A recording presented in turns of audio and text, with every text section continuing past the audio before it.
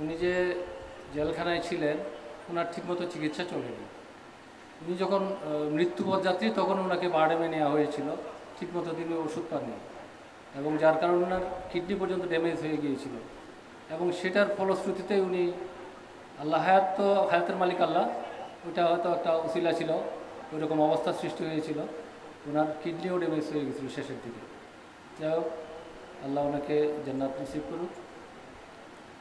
হুজুরের আগে যিনি হেফাজতের আমির ছিলেন মাওলানা শফি রহমতুল্লাহ আলাই, ওনারও আমার চিকিৎসা করার সুযোগ হয়েছিল, আমি নিজেকে ধন্য মনে করি।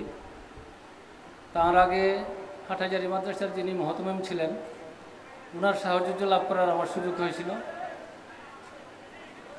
মাওলানা হামেদ সাহেব, উনি আমার তালই ছিলেন, উনি আবার আমার বাবার বন্ধুও ছিলেন। দেওবন্দ মাদ্রাসায় আমার বাবা ওনার সাথে একসাথে পড়েছিলেন। তো ওনার চিকিৎসা করার আমার সুযোগ হয় নাই, কারণ আমি তখন ঢাকা মেডিকেলে পড়তেছিলাম, তখন আমি চিকিৎসক হইনি। যাই হোক, বর্তমান আমির সাহেবকেও আমার চিকিৎসা করার সুযোগ হয়েছে, আলহামদুলিল্লাহ।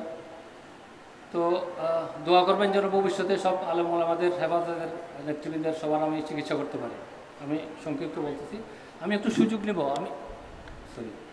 আমি একটু সুযোগ নেব। আমি একজন ডাক্তার, আমি হার্টের ডাক্তার, আমি কয়েক মিনিট একটু সময় নেব।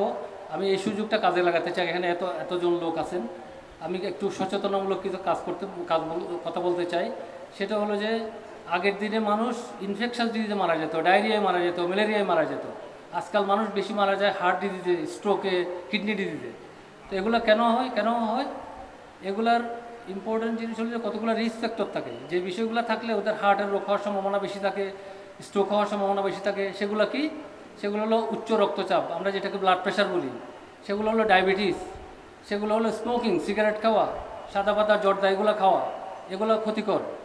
তারপর হলো একটা জন্মগত বিষয়, যাদের ফ্যামিলিয়াল জেনেটিক বিষয় আর কি, সেটাতে আমাদের খাত নাই। আমরা যেটা করতে পারি, উচ্চ রক্তচাপ থাকলে সেটা আমরা কন্ট্রোল করতে পারি, ডায়াবেটিস থাকলে সেটা আমরা কন্ট্রোল করতে পারি, আর সিগারেট, সাদা পাতা জর্দা এগুলো আমরা বয়কট করতে পারি।